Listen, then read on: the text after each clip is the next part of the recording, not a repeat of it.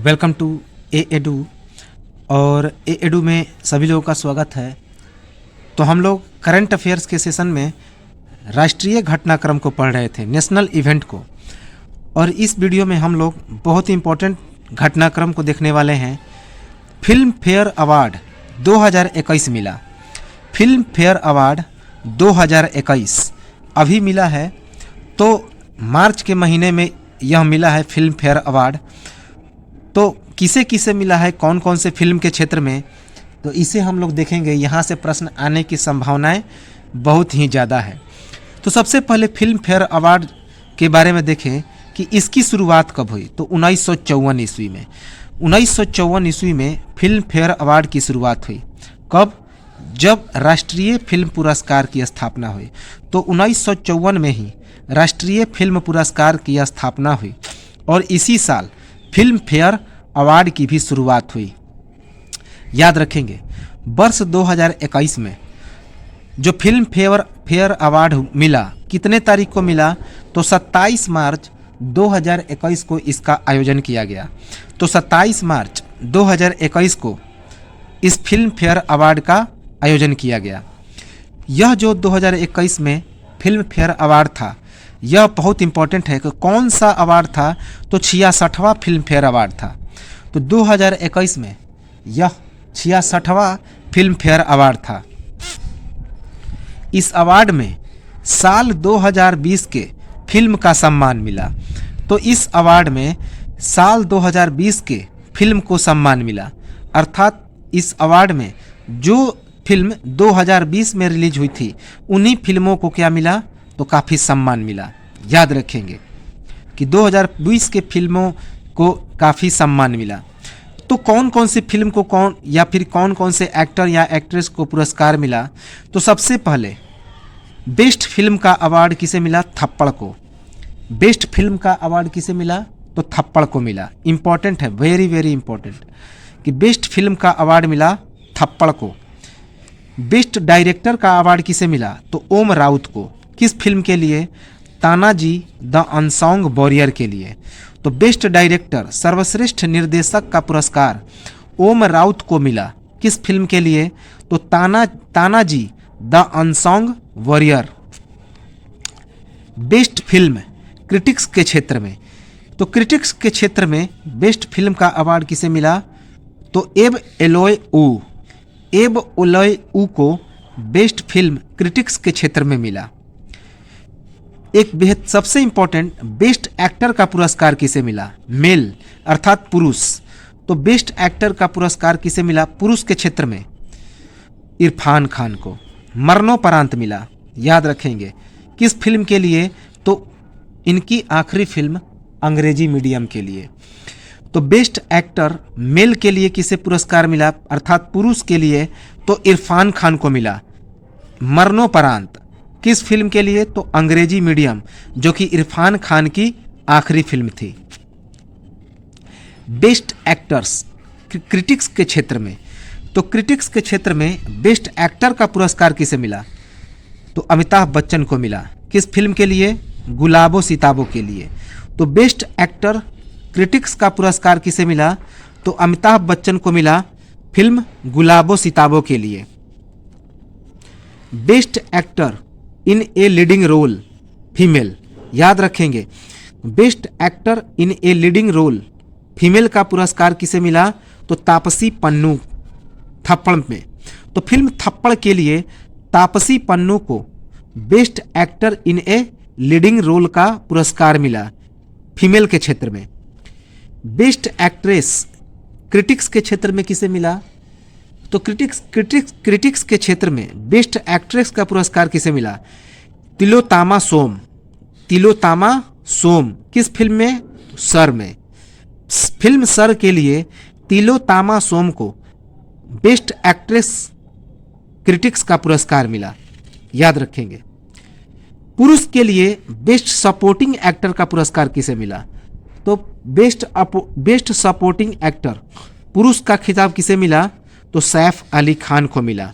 तो best supporting actor का पुरस्कार पुरुष के क्षेत्र में सैफ अली खान को मिला। किस फिल्म के लिए? तो तानाजी द अनसॉन्ग वॉरियर के लिए। तान्हाजी द अनसॉन्ग बैरियर फिल्म के लिए बेस्ट सपोर्टिंग एक्टर पुरुष के क्षेत्र में सैफ अली खान को मिला। बेस्ट सपोर्टिंग एक्टर किसके लिए? Female. Best supporting actor female का पुरस्कार किसे मिला? तो फारूक जफर को। फारूक जफर को बेस्ट सपोर्टिंग एक्टर फीमेल के क्षेत्र में मिला। किस फिल्म के लिए? तो गुलाबो सिताबो के लिए। फिल्म गुलाबो सिताबो के लिए। बेस्ट कहानी का पुरस्कार किसे मिला? तो सर्वश्रेष्ठ कहानी का पुरस्कार अनुभव सुशीला सिन्हा तथा मृण्मयी लुगवे कुल को मिला। किस फिल्म के लिए? तो थप्पड़ के लिए। बेस्ट कहानी का पुरस्कार अनुभव सुशीला सिन्हा तथा मृण्मयी लघुवेकुल को मिला। फिल्म थप्पड़ के लिए। बेस्ट स्क्रीन प्ले का अवार्ड किसे मिला? तो रोहित गेरा को। बेस्ट स्क्रीन प्ले का अवार्ड मिला रोहित गेरा को फिल्म सर के लिए। बेस्ट एडिटिंग का पुरस्कार किसे मिला?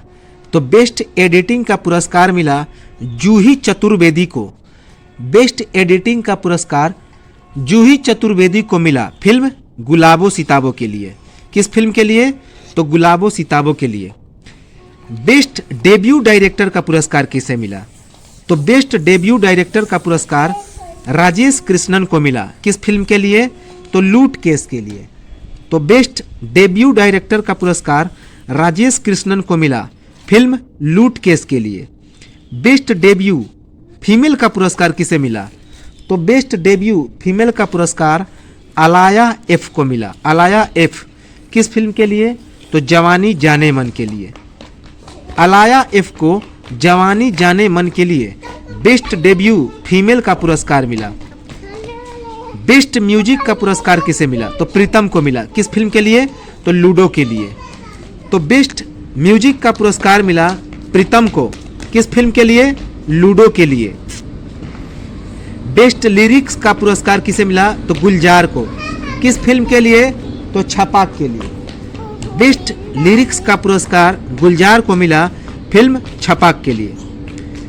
बेस्ट कोरियोग्राफी का पुरस्कार इंपॉर्टेंट है, तो बेस्ट कोरियोग्राफी का पुरस्कार किसे मिला? तो फराह खान को मिला। किस फिल्म के लिए? दिल बेचारा के लिए। बेस्ट कोरियोग्राफी का पुरस्कार फराह खान को मिला फिल्म दिल बेचारा के लिए।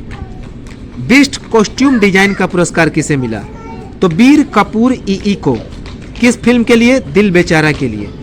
बेस्ट कॉस्ट्यूम डिजाइन का पुरस्कार किसे मिला? तो बीरा कपूर ई को। किस फिल्म के लिए? तो दिल बेचारा के लिए। बेस्ट साउंड डिजाइन का पुरस्कार किसे मिला? तो बेस्ट साउंड डिजाइन का पुरस्कार कामोद खेरादे को मिला। कामोद खरादे को फिल्म थप्पड़ के लिए। फिल्म थप्पड़ के लिए बेस्ट साउंड डिजाइन का पुरस्कार मिला, याद रखेंगे। बेस्ट प्रोडक्शन डिजाइन का पुरस्कार किसे मिला? तो बेस्ट प्रोडक्शन डिजाइन का पुरस्कार मानसी ध्रुव मेहता को मिला। किस फिल्म के लिए? गुलाबो सिताबो के लिए। तो बेस्ट प्रोडक्शन डिजाइन का पुरस्कार मानसी ध्रुव मेहता को मिला फिल्म गुलाबो सिताबो के लिए। बेस्ट बैकग्राउंड स्कोर का पुरस्कार किसे मिला? तो बेस्ट बैकग्राउंड स्कोर का पुरस्कार मंगेश उर्मिला धाकड़े को मिला। बेस्ट बैकग्राउंड स्कोर का पुरस्कार मंगेश उर्मिला धाकड़े को मिला। किस फिल्म के लिए? तो थप्पड़ के लिए, याद रखेंगे। एक और इंपॉर्टेंट है, बेस्ट फिल्म फिक्शन के क्षेत्र में किसे मिला? तो अर्जुन को। बेस्ट फिल्म फिक्शन के क्षेत्र में किसे मिला? तो अर्जुन को मिला। और बेस्ट फिल्म नॉन फिक्शन के क्षेत्र में किसे मिला? तो बैकयार्ड वाइल्ड लाइफ सेंचुरी। तो बेस्ट फिल्म नॉन फिक्शन के लिए किसे मिला? तो बैकयार्ड वाइल्ड लाइफ सेंचुरी को। बेस्ट एक्ट्रेस पीपुल्स चॉइस का पुरस्कार किसे मिला? तो देवी को। बेस्ट एक्ट्रेस पीपुल्स चॉइस का पुरस्कार देवी को मिला, याद रखेंगे, इंपॉर्टेंट है। Best actress people's choice for short film. Best actress people's choice for short film का पुरस्कार किसे मिला? तो पूर्ति सावरडेकर को। पूर्ति सावरडेकर को best film best actress people's choice for short film का पुरस्कार मिला। बेस्ट एक्टर शॉर्ट फिल्म का पुरस्कार किसे मिला? तो बेस्ट एक्टर शॉर्ट फिल्म का पुरस्कार अर्णव अबदागिरे को मिला। अर्णव अबदागिरे को बेस्ट एक्टर शॉर्ट फिल्म का पुरस्कार मिला। बेस्ट सिनेमाटोग्राफी का पुरस्कार किसे मिला? तो बेस्ट सिनेमाटोग्राफी का पुरस्कार अविक मुखोपाध्याय को मिला। बेस्ट सिनेमेटोग्राफी का पुरस्कार अविक मुखोपाध्याय को मिला। किस फिल्म के लिए? तो गुलाबो सिताबो के लिए। एक और इंपॉर्टेंट है कि बेस्ट प्लेबैक सिंगर पुरुष का खिताब किसे मिला? बेस्ट प्लेबैक सिंगर पुरुष का खिताब राघव चैतन्य को मिला। किस फिल्म के लिए? तो राघव चैतन्य को एक टुकड़ा धूप सॉन्ग, एक टुकड़ा धूप सॉन्ग के लिए मिला। किस फिल्म में? तो थप्पड़ में, याद रखेंगे। बेस्ट प्लेबैक सिंगर महिला को किसे मिला? तो बेस्ट प्लेबैक सिंगर महिला को मिला असीम कौर को। किस सॉन्ग के लिए? तो मलंग सॉन्ग के लिए। किस फिल्म में? तो मलंग में। तो मलंग सॉन्ग के लिए बेस्ट फीमेल जो सिंगर है उसे पुरस्कार मिला बेस्ट प्लेबैक सिंगर आशीष कौर को। किस गाने के लिए? मलंग सॉन्ग के लिए। किस फिल्म में? तो मलंग सिनेमा में। बेस्ट एक्शन का पुरस्कार किसे मिला? तो रमजान बुलुट को। रमजान बुलुट को बेस्ट एक्शन का पुरस्कार मिला। साथ ही साथ आरपी यादव को भी बेस्ट एक्शन का पुरस्कार मिला। तो रमजान बुलुट और आरपी यादव को बेस्ट एक्शन का पुरस्कार मिला। किस फिल्म के लिए? तो तान्हा जी द अनसॉन्ग वॉरियर के लिए। एक सबसे इम्पोर्टेंट है, बहुत इम्पोर्टेंट है कि लाइफ टाइम अचीवमेंट अवार्ड किसे मिला? तो मरणोपरांत मिला इरफान खान को। लाइफ टाइम अचीवमेंट अवार्ड 2021 किसे मिला? तो इरफान खान को। और आरडी बर्मन अवार्ड किसे मिला? तो गुलजार को मिला। तो लाइफ टाइम अचीवमेंट अवार्ड किसे मिला 2021? इरफान खान को। जबकि आरडी बर्मन अवार्ड किसे मिला? तो गुलजार को मिला। तो ये तो था फिल्म फेयर अवार्ड 2021। अब हम लोग आते हैं अगले करंट अफेयर्स पे। तो अगला करंट अफेयर्स है, इम्पॉर्टेंट है, सुप्रीम कोर्ट का बड़ा फैसला, ऑक्सीजन और दवाओं के वितरण हेतु बनाई टास्क फोर्स। तो सुप्रीम कोर्ट ने एक बड़ा फैसला किया। क्या किया? कि उसने ऑक्सीजन और दवाओं के वितरण के लिए एक टास्क फोर्स का निर्माण किया। याद रखेंगे, यह जो टास्क फोर्स था वह 12 सदस्यीय नेशनल टास्क फोर्स था, अर्थात इस टास्क फोर्स में 12 सदस्य शामिल थे। अगला करंट अफेयर्स है कि महिला सैन्य पुलिस का पहला बैच भारतीय सेना में शामिल हो गया। तो महिला सैन्य पुलिस का पहला बैच भारतीय सेना में शामिल हुआ। याद रखेंगे। तो ये जो शामिल सेना थी, कहाँ की शामिल? तो बेंगलुरु की कोर ऑफ मिलिट्री पुलिस। इसमें 83 सेना शामिल हुए। तो बेंगलुरु की कोर ऑफ मिलिट्री पुलिस छावनी में 83 महिला सेना शामिल हुई। इसकी योजना क्या है? तो इस टास्क फोर्स का योजना है, यह जो महिला पुलिस सैन्य पुलिस का योजना है कि 2030 तक 1700 महिला सैनिकों को कोर ऑफ मिलिट्री में शामिल करने की योजना है। तो भारत सरकार की योजना है कि 2030 तक 1700 महिला सैनिकों को इस कोर ऑफ मिलिट्री में शामिल किया जाए। इस ट्रेनिंग की शुरुआत कब हुई? तो 6 जनवरी 2020 को। तो इस ट्रेनिंग की शुरुआत हुई 6 जनवरी 2020 को। ऑपरेशन समुद्र सेतु का दूसरा भाग लॉन्च हुआ। तो अगला करंट अफेयर्स है, ऑपरेशन समुद्र सेतु का दूसरा भाग लॉन्च हुआ। पहला कब हुआ था? तो 2020 में। पहला 2020 में हुआ था। यह ऑपरेशन समुद्र सेतु क्या है? तो श्रीलंका, मालदीव और ईरान में फंसे 3992 लोगों को भारत भेजा गया था। तो ऑपरेशन समुद्र सेतु के प्रथम चरण में, जो कि 2020 में शुरुआत किया गया था, लॉन्च किया गया था, तो उसके तहत श्रीलंका, मालदीव और ईरान में फंसे 3992 लोगों को भारत भेजा गया था। इस ऑपरेशन समुद्र सेतु की शुरुआत किसने की? तो भारतीय नौसेना ने। तो 2021 के ऑपरेशन समुद्र सेतु की शुरुआत किसने की? तो भारतीय नौसेना ने। इसका मुख्य उद्देश्य क्या था? कि भारतीय नौसेना के द्वारा युद्धपोत तरल ऑक्सीजन से भरे क्रायोजेनिक कंटेनरों और संबंधित चिकित्सा उपकरणों के शिपमेंट का कार्य करना। तो इस ऑपरेशन समुद्र सेतु के द्वितीय भाग का प्रमुख उद्देश्य था भारतीय नौसेना के द्वारा युद्धपोत तरल ऑक्सीजन से भरे क्रायोजेनिक कंटेनरों और संबंधित चिकित्सा उपकरणों के शिपमेंट का कार्य करना। इसमें कौन कौन से जहाज का इस्तेमाल किया गया? तो ऑपरेशन समुद्र सेतु के द्वितीय चरण के तहत INS तलवार, INS कोलकाता तथा मुंबई में 40 टन तरल ऑक्सीजन लेकर मनामा, बहरीन के बंदरगाह में प्रवेश INS एरावत तथा INS जल सिंगापुर तथा बैंकॉक के मार्ग पर याद रखेंगे। तो यह जो जहाज, इसमें कौन कौन से जहाज? INS तलवार तथा INS कोलकाता, ये मुंबई में 40 टन तरल ऑक्सीजन लेकर मनामा, बहरीन, इन सभी के बंदरगाह में प्रवेश किया। INS एरावत तथा INS जल सिंगापुर तथा बैंकॉक के मार्ग पर प्रवेश किया। तो याद रखेंगे कि यह जो ऑपरेशन समुद्र सेतु द्वितीय था, इसमें INS तलवार और INS कोलकाता मुंबई में 40 टन तरल ऑक्सीजन लेकर मनामा, बहरीन के बंदरगाह में प्रवेश किए, और जबकि INS एरावत और INS जल सिंगापुर तथा बैंकॉक के मार्ग से प्रवेश किए। याद रखेंगे। अगला करंट अफेयर से बहुत इंपॉर्टेंट है कि भारतीय सेना के द्वारा सिक्किम में पहला ग्रीन सोलर एनर्जी प्लांट को लॉन्च किया गया। तो भारतीय सेना के द्वारा सिक्किम में पहला green solar energy plant launch किया गया। कब लॉन्च किया गया? तो 30 अप्रैल 2021 को।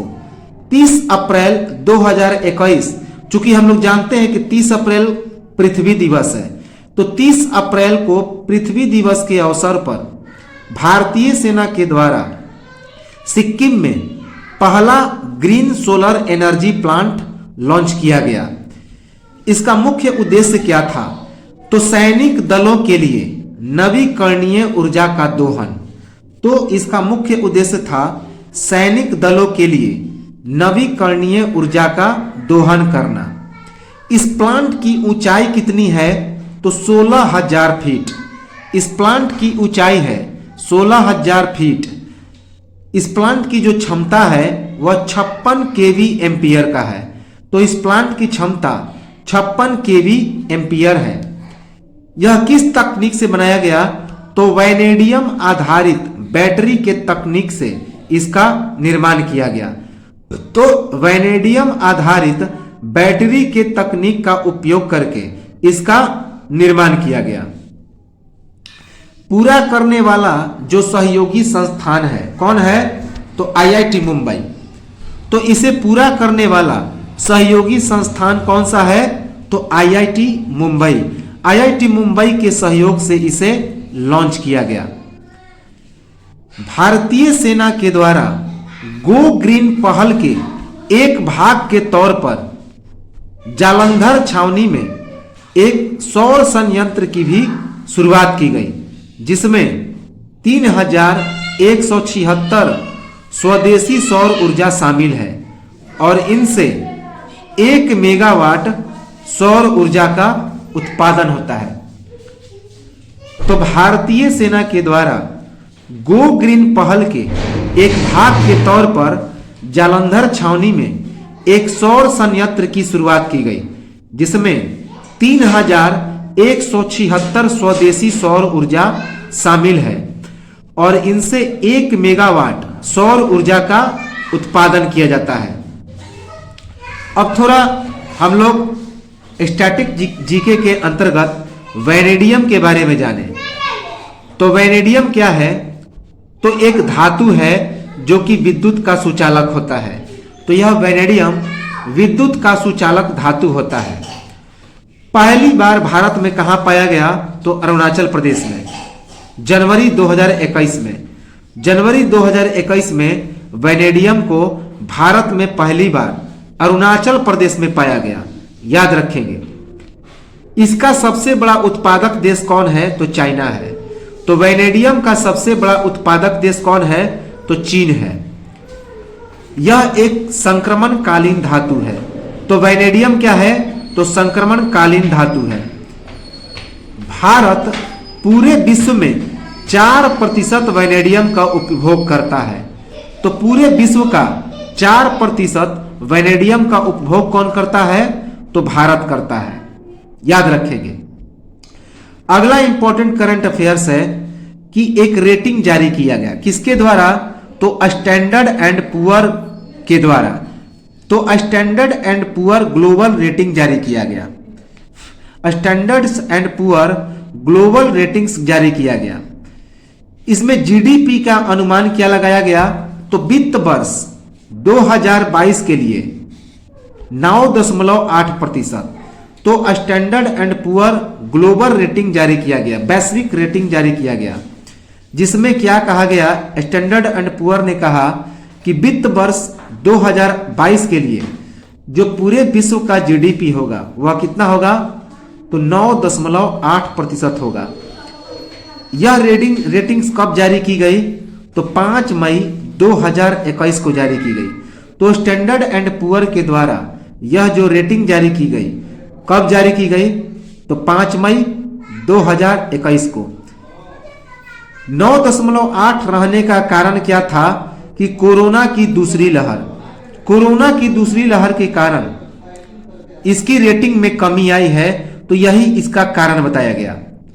इस वर्तमान में इसकी दर कितनी है? तो 11%। तो 2021 में जो जीडीपी का दर है वह कितना है? 11%। जबकि 2022 में कोरोना वायरस के कारण इसकी रेटिंग स्टैंडर्ड एंड पुअर ने कितना बताया? तो 9.8%। S&P का मतलब होता है स्टैंडर्ड एंड पुअर। यह एक अमेरिका की क्रेडिट रेटिंग एजेंसी है। तो यूएस आधारित क्रेडिट रेटिंग एजेंसी है कौन? स्टैंडर्ड एंड पुअर, याद रखेंगे, इंपॉर्टेंट है। अगला महत्वपूर्ण करंट अफेयर्स है। भारत के प्रधानमंत्री नरेंद्र मोदी और ब्रिटेन के प्रधानमंत्री बोरिस जॉनसन, भारत के प्रधानमंत्री नरेंद्र मोदी और ब्रिटेन के प्रधानमंत्री बोरिस जॉनसन के बीच वर्चुअल समिट का आयोजन हुआ।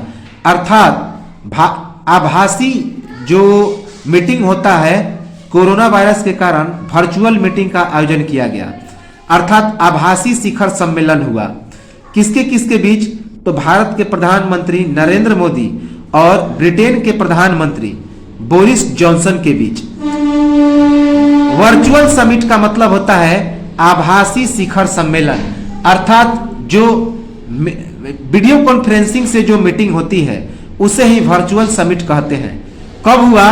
तो 4 मई 2021 को यह जो वर्चुअल समिट हुआ 4 मई 2021 को हुआ।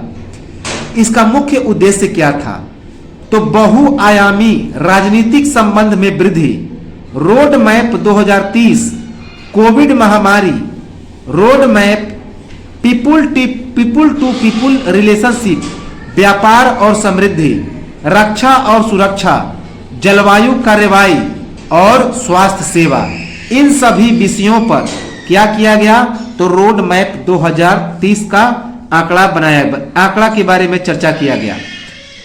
तो बहुआयामी राजनीतिक संबंध में वृद्धि के लिए, रोड मैप 2030 के लिए, कोविड महामारी के लिए, तो रोड मैप के अंतर्गत पीपुल टू पीपुल रिलेशनशिप, व्यापार और समृद्धि में विकास, रक्षा और सुरक्षा में विकास, जलवायु कार्रवाई और स्वास्थ्य सेवा, इन सभी बातों पर क्या हुआ? तो सम्मेलन हुआ। अगला वेरी इंपॉर्टेंट करंट अफेयर्स है कोरोना के खिलाफ स्टेट बैंक ऑफ इंडिया ने कितने करोड़ रुपए दिए? तो 71 करोड़ रुपए दिए।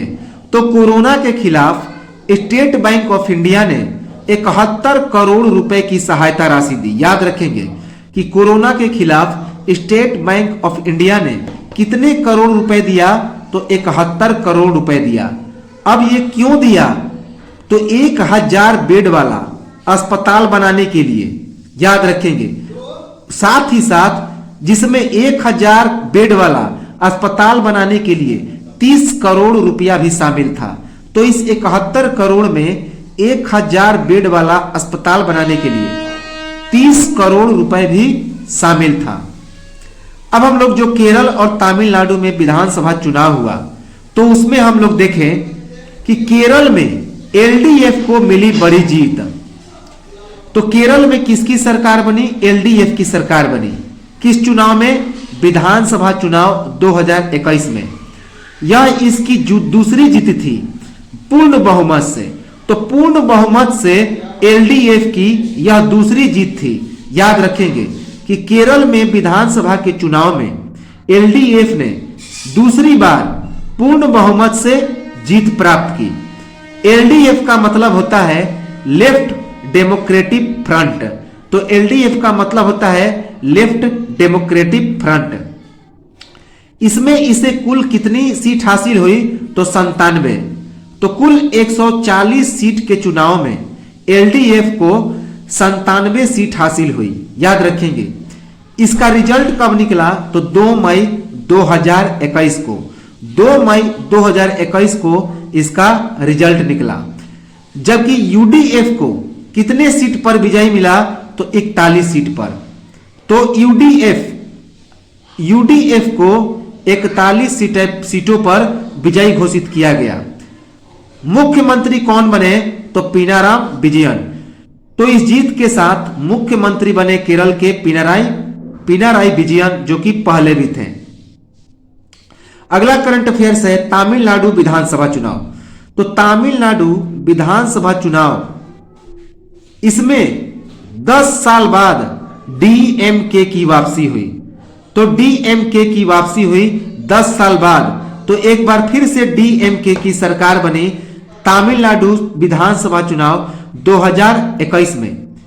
156 सीट पर डीएमके तथा 76 सीट पर एडीआईएमके विजयी हो गया। ऑल इंडिया द्रमुक मुन्नम कांग्रेस। तो 175 सीट पर डीएमके विजयी हुआ, जबकि 76 सीट पर अन्ना द्रमुक विजयी हुआ। तो याद रखेंगे कि 156 सीट पर द्रमुक पार्टी विजय हुआ, जबकि 76 सीट पर एआईडीएमके विजयी हुआ। यह जो चुनाव था 16वां तमिलनाडु विधानसभा चुनाव था। याद रखेंगे, यह जो चुनाव था वह 16वां तमिलनाडु का विधानसभा चुनाव था, जो कि एक ही चरण में चुनाव हुआ। याद रखेंगे, यह चुनाव एक चरण में चुनाव होने वाला 16वां तमिलनाडु विधानसभा चुनाव था। कब हुआ? तो 6 अप्रैल 2021 को। 6 अप्रैल 2021 को यह चुनाव हुआ और इसकी नतीजा की घोषणा कब हुई? तो 2 मई 2021 को। इसके नतीजा की घोषणा हुई 2 मई 2021 को। तो ये तो था हमारा तमिलनाडु विधानसभा चुनाव। अगले वीडियो में हम लोग इसको कंटिन्यू करेंगे और उसके बाद राष्ट्रीय घटनाक्रम को हम लोग जल्द ही समाप्त करेंगे और उसके बाद चलेंगे इंटरनेशनल करंट अफेयर्स की ओर। तो मिलते हैं हम लोग अगले वीडियो में। तो तब तक नमस्कार, जय हिंद।